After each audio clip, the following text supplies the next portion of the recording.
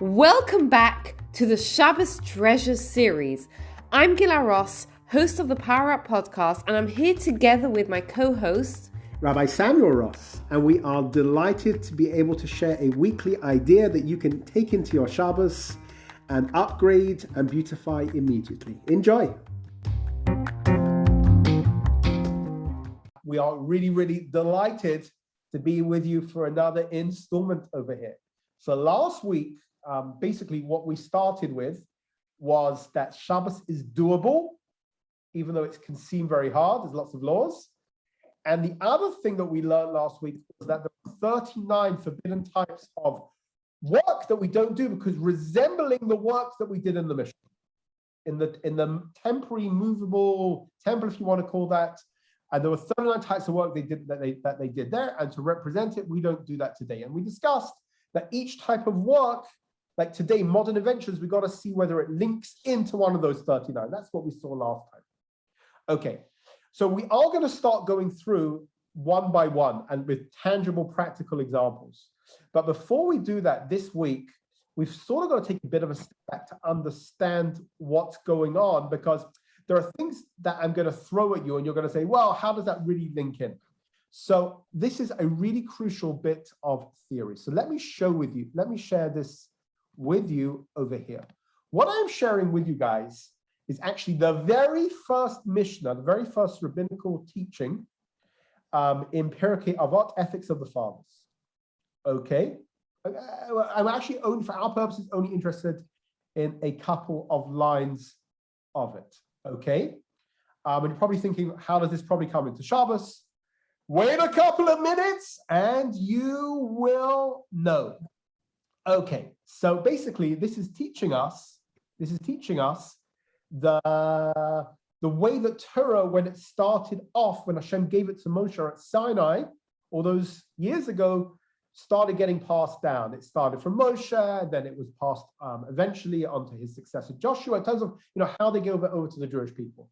And it goes through the process, through the ages, sort of who took on the banner of passing it down. And then it finishes and it says there were three things that they said. Okay. We're interested for our purposes in number 3, the very last 3 words of the Mishnah, which is Va'asu siyag laTorah. Make a fence around the Torah. Okay. So before in a couple of minutes, I'm going to bring Gila in, who's maybe going to discuss this with you. But before I do that, we're not talking about the type of fence, that Stephen could puts up at the weekend. That's not the type of fence we're talking about around here. And we're not talking about the type of fence that Darren goes around, cleaning. The type of fence that we are talking about around here is a safeguard, right? That the Torah, you're probably thinking, doesn't the Torah have enough laws to start with? How many laws are there in the Torah? Anyone know? How many laws in the Torah? The commandments. How many commandments are there? 613. Right, 613. That's a real ton. And yet, what's the first thing we're told over here? That's not enough. Make a fence around the Torah. So the truth is, there's already commentators who speak as to what exactly that means. A couple of the primary commentators, Rashi seems to learn that what it's referring to is, he speaks about how you're supposed to make like a safeguard, a fence around the Torah, in order that you don't end up violating it. Okay, the Rambam Maimonides, he seems to learn about how we make various decrees in order to distance a person from sin. I guess the classical example would be, again, this is the one that everyone seems to mention is, we're not, according to Torah, we can't have meat with milk. Okay, but where did it start to not have milk with chicken? So I guess that would be the equivalent of one of the safeguards. But interestingly, when the Rambam speaks about why we shouldn't do it, he actually quotes a pasuk in the Torah. He quotes a verse that speaks about he speaks about making a safeguard, right? So what's happening is that it's quite an interesting one. That yes, it's rabbinic in nature. We're told to make a fence around the Torah. But on the other hand, there is actually a verse, a biblical pasuk that's telling us, be careful. 6:13 is actually not enough. You've got to be very careful because otherwise you are going to end up, violating. So what we're going to do now is we're going to translate this into Shabbos. I'm just going to call in Gila in just a minute. But let's translate this to Shabbos. When we come to Shabbos, why would the 39 laws of Shabbos not be enough to make us keep Shabbos? Why would we possibly need more than 39 sets of forbidden work that we don't replicate? And I'll just give you one example. Have you all heard of muksa? Okay, I see some nods. Muksa, as much as everyone says, I'm doing something really terrible, God forbid I've done muksa. Now, again, I'm not belittling it. Muksa is a big deal. It's a violation of Shabbos, but it's a rabbinic one. It's not even one of the 39. And again, the specific we'll probably look at next week as to what the big deal of muksa is and what it is and how it is. And I think there's a lot of misconceptions as to what muksa is. But the point is, why did we need above and beyond this 39, like specifically with Shabbos? Any thoughts?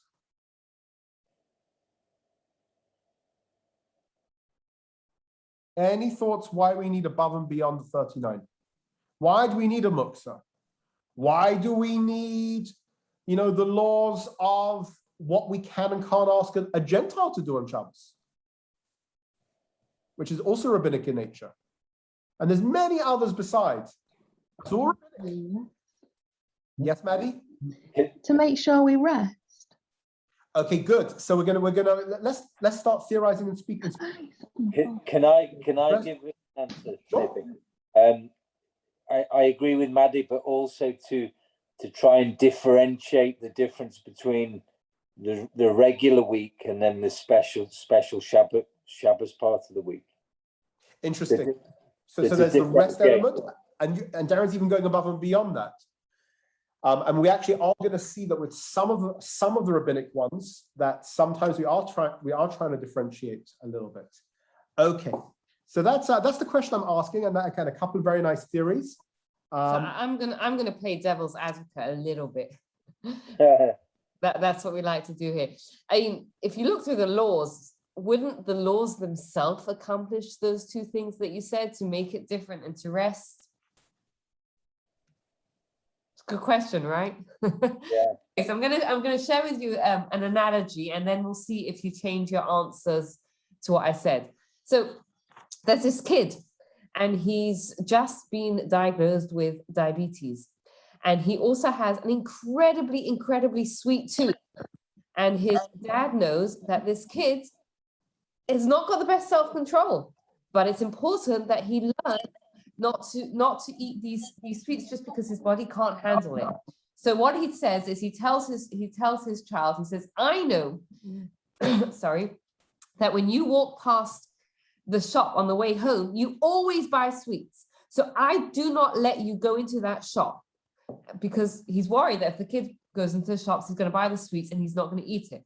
And the kid says, okay.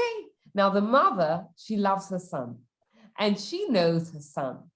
And she's worried, number one, that she's going to eat the sweets, which will not be healthy for her. And she's also worried that he's going to get his dad angry. And she thinks to herself, how can I set my son up for success? So she tells him, listen, when you walk home from school, the only way you're allowed to walk home is this way. And she gives him a different route. And she tells him he's not allowed to go the route that passes by the shop. Why is she doing that? Any guesses why? Resist the temptation. Yes, exactly. Okay. She wants her kid to succeed, right? She wants her kid to succeed in temptation. She realizes, you know what? If you just tell him, oh, it's not good for you, don't eat it, he's not yet mature enough. He's not going to be able to do it. And she realizes that what the dad has put in place is not enough, right? So it's the same thing with the rabbinic laws, that the laws are there for us to keep, right? But the safeguards are there because human nature is that we fail sometimes, and we get into situations where we forget or whatnot. And so what the safeguards are there is ordered for our success, so that we can protect ourselves and we can be successful in not breaking the laws of Shabbos. So that's a beautiful idea. And it's interesting when it comes to Shabbos, I think that has like a double, that has a double weight, because as Gila was saying, you know, so often, if you don't appreciate the safeguard, can very often end up leading to what you shouldn't be doing. But I think it also adds to the spirit part of it, meaning that very often, if we're allowed to do anything on Shabbos, let's say anything apart from the 39 types of work, but let's say we were allowed to touch muktzah, which again, next week we'll see what muktzah is. I'll give you an example. Let's say the only problem of a cell phone was muktzah, which it isn't, but let's say it were, for argument's sake. I say, I keep Shabbos, but I could be on my phone on Shabbos. The point is, you wouldn't feel like it's Shabbos, because there are some things, again, what Gidder is saying, this beautiful idea, it sort of goes two ways. Yes, we'll end up doing things that we shouldn't be doing, but also in terms of the spirit of Shabbos, it won't feel like Shabbos, which leads us into an interesting question, something you probably never thought about. And I asked them yesterday, and it was interesting to hear what they answered. If we only had the biblical prohibitions of Shabbos, the 39 types of work, and none of the rabbinic ones, we didn't have muktzah, we didn't have not touching things which are we usually use for work, etc., etc. What would our Shabbos look like? What do you think Shabbos would actually look like? Let's say we were fully observant, but only of the biblical ones. What do you think Shabbos would look like?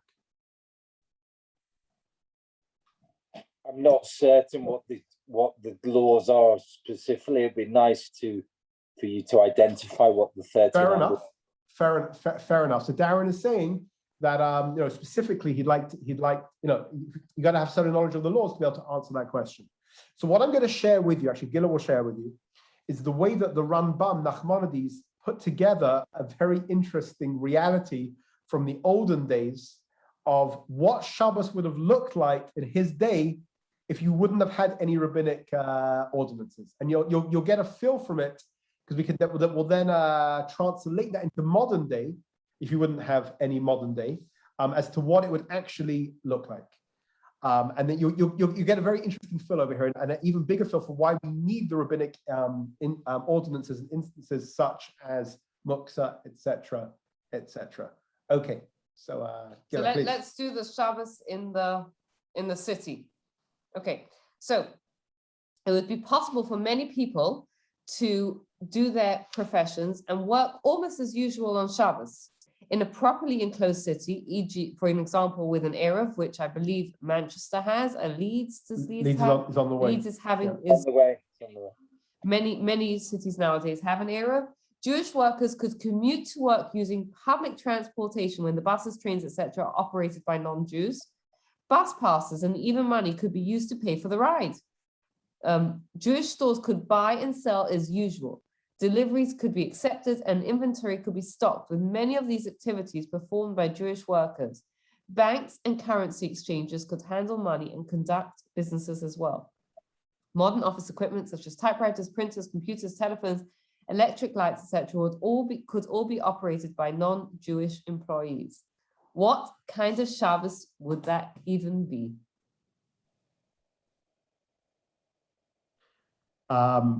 Okay, so what we'll do is we will also share that on the group afterwards. But I think what you've seen from that, like Darren asked what sort of things are involved. So what you can see is that, if you didn't have Shabbos in a modern day city, you could do anything. I mean, you couldn't do anything, but you could, take your bus pass or money. You could go on a bus. You could find ways to have your stores running. There is, like, the sky would be the limit if we wouldn't have the rabbinic ordinances. So that's why the rabbis felt so strongly that we needed to have these rabbinic safeguards, because unfortunately, otherwise, we were trashing the severity of Shabbos. Again, in his case, he was speaking about being a farmer, and he would have things like you could measure sacks of flour. These heavy sacks could be carried into storage items. The barn could be cleared of rocks. All these different, again, in his day, you could carry on your work day just without, doing the measuring or the ripping or the cooking or the dyeing. And today you could carry on, find ways to carry on your business. Like it's crazy if you think about it, because forget about just business, but like one of the highlights of Shabbos for so many families is the fact that you have a Shabbos meal together where everyone's off their devices and it's a highlight of Shabbos for so many families, right? If you didn't have those safeguards in place, boom, it would be gone, right? So you'd go to all that work to make the challah and the food, and your teenagers or your 3-year-olds and up or whatever would be still glued to their devices, and it just wouldn't be what we come to love about Shabbos. Technological detox. Yeah. Yes. Yeah. So you would without the rabbinic elements, which again we had to do this because we're going to see some regions. That's nothing to do with the 39. So that's actually a rabbinic one. But without it, you wouldn't have anything close to Shabbos. The work could carry on, everything would carry on, the stress would carry on. Okay, so what we've seen tonight already is we've seen that there is above the 39. There are the rabbinic ordinances, there are the decrees, which, as we saw, is actually based on a pasuk in the Torah. We've seen that it's actually biblical, that we've got to safeguard what we have in order that it runs smoothly. The example of the mother and the father, they know what the kid needs. They know when the child says, I can go in the candy store. No, we know that once they're in the candy store, they're going to touch the candy and going to end up paying for something. They're going to break the vase, whatever the equivalent is. We've seen what Shabbos would look like without these decrees. We've seen from the Ramban, the modern example and the old example, you could have life almost as normal, and it would be it would be very difficult. It would be very difficult. It just wouldn't be Shabbos. Again, people might keep it, but you wouldn't have, as Dara said, close to that detox or anything that we absolutely need. So let's just give one example again. Last week we used an example of making tea or coffee. Let's just give one example of a rabbinic ordinance. So on Shabbos, when we cook, we're supposed to have something called a blech. So let's just say we've got our gas stove, and we'll get to the details closer. Let's just use a simple example. So you have your blech, you have this metal sheet over the flame. If let's say hot food is on and it's cooking, okay. So where did it come from, this idea of having this blech, of having this metal sheet over? And again, the exact details we'll look at when we get to the laws of cooking. But the point is that without it, human nature was, you come down at 1 a.m, you woke up and you get a drink and whatever you get, and you quickly, human nature is, you check, is it cooking properly? Is my children cooking properly? And if it's not, you might quickly turn it up or give it a stir or whatever. And the way that they dealt with it was, they said, you know what, you have to put a thing over the coals, over the dials. We all know those people that walk into the kitchen and stir the food unnecessarily, right? During the week, we're definitely all accountable of that. Yeah. It's probably, I was going to say even, but probably especially those of us who don't cook. Okay, so anyway, yes. So that's what we have for session 2. We're so appreciative you joining us. But that's really an introduction to the next 2, 3, 4 weeks. Next week, we'll probably look at Muksa. The week afterwards, the laws, very briefly, the laws of what we can and can't ask a non-Jew. And then there's probably another week or 2 afterwards. So that's really what we're going for now. We're going for to try and, now that we understand that this beautifies our Shabbos, and it's there to protect and to add that we don't denigrate, God forbid, the spirit of Shabbos, which we could do if we didn't have the rabbinic things in place, which again, the Torah is telling us that we've got to safeguard. So now we know what we're going for. Please God, we'll get much more clarity over the next couple of weeks.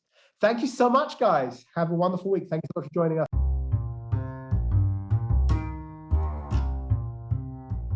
Thank you for taking the time to listen. I'd love to hear what you thought. You can get in touch with me. You can find me on Instagram at Gila Ross. And please take a moment to rate, review, and subscribe to the podcast so you don't miss out on future episodes. Thank you and have a wonderful day.